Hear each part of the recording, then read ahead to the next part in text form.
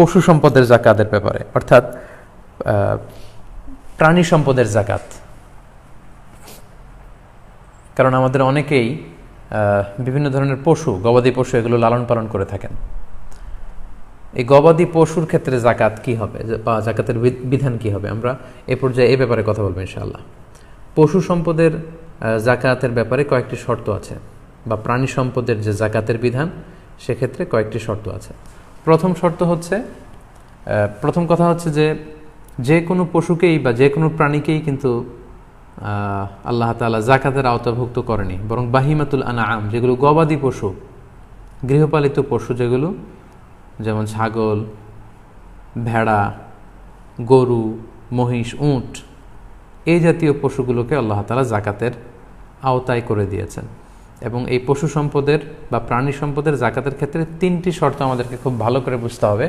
প্রথম শর্ত হচ্ছে এই প্রাণীগুলো সাইমা হতে হবে। সাইমা মানে হচ্ছে যে প্রাণীগুলোকে খাওয়াতে আপনার কোনো খরচ হয় না, বরং এই পশুগুলো বা এই গবাদি পশুগুলো বা প্রাণীগুলো বিলে যে বা চারণভূমিতে যে কিংবা চড়ের ঘাস লতাপাতা এগুলো খেয়ে, বিলে চড়ে চারণভূমিতে সেখানে যে লতাপাতা বছরের বেশিরভাগ সময় এভাবে মাঠের ঘাস খেয়ে বা বিলের, হাওড়ের বা চড়ের চারণভূমির ঘাস খেয়ে লতাপাতা খেয়ে যে পশুগুলো জীবন ধারণ করে সেগুলোর ক্ষেত্রে জাকাত হবে।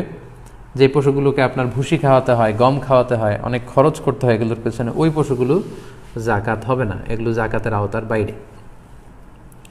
প্রাণী সম্পদের জাকাতের ক্ষেত্রে 2 নম্বর শর্ত হচ্ছে 1 চান্দ্র বৎসর পূর্ণ হওয়া।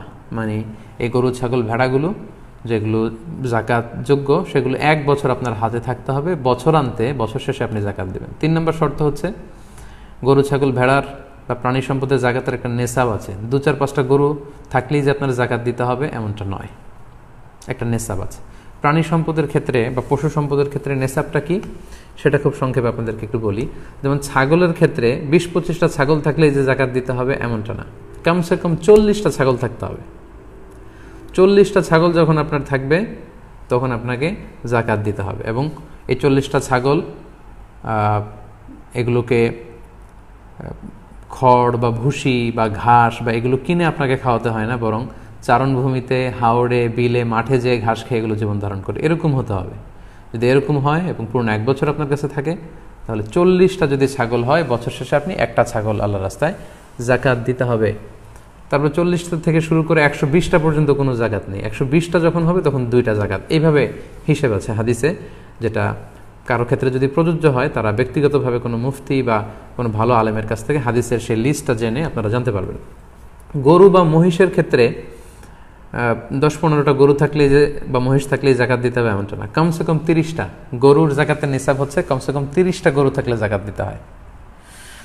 উটের জাকাতের নিসাব হচ্ছে কমসে কম 5টা ওট, 2টা 3টা 4টা থাকলেও হবে না। 5টা ওট যদি 1 বছর থাকে এবং এগুলোকে খাওয়াতে খরচ হয় না, বরং মাঠের ঘাস খেয়ে এগুলো জীবন ধারণ করে, এই ওটগুলোর ক্ষেত্রে আপনাকে জাকাত দিতে হবে।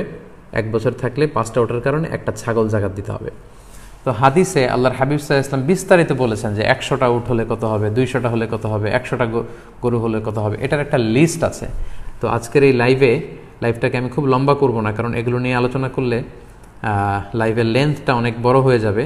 তাই একটা ইন জেনারেল আপনাদের ধারণা দিয়ে রাখলাম যে 40টার নিচে ছাগল হলে জাকাত দেওয়া লাগে না, গরু বা মহিষ 30টার নিচে হলে জাকাত দেওয়া লাগে না, উট 5টার নিচে হলে জাকাত দেওয়া লাগে না।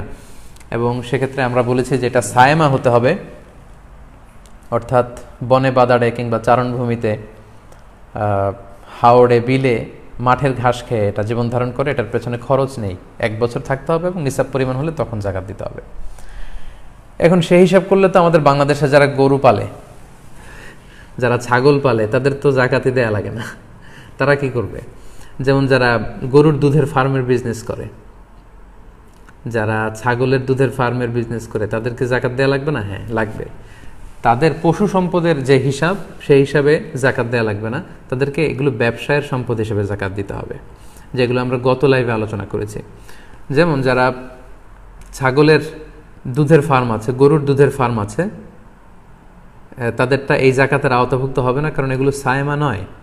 এগুলো বিলে হাওড়ে মাঠের ঘাস খেয়ে থাকছে না, এগুলোর পেছনে অস্ট্রেলিয়ান গাভীগুলোর পেছনে অনেক খরচ। সো এই গরুগুলোর উপর কোনো জাকাত নেই, বরং এগুলোর দুধ দিয়ে যে বিজনেস করা হচ্ছে সেগুলোর উপর জাকাত।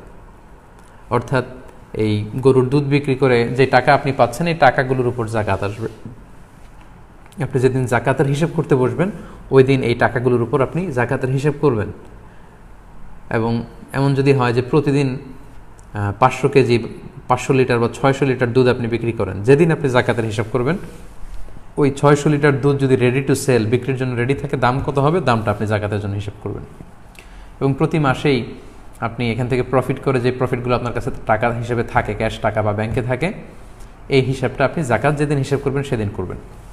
তাহলে আমরা বুঝলাম যে আমাদের বাংলাদেশের যারা গরু ছাগল পালন করে তাদের অধিকাংশের ক্ষেত্রেই বা বেশিরভাগের ক্ষেত্রেই এই প্রাণীগুলোর উপর কোনো জাকাত নেই, বরং তারা যে ব্যবসা করছেন এই ব্যবসার উপর জাকাত। আর ব্যক্তিগত দুধ খাওয়ার জন্য যে চাষাবাদ করা হয় সেগুলোতে কোনো জাকাত নেই।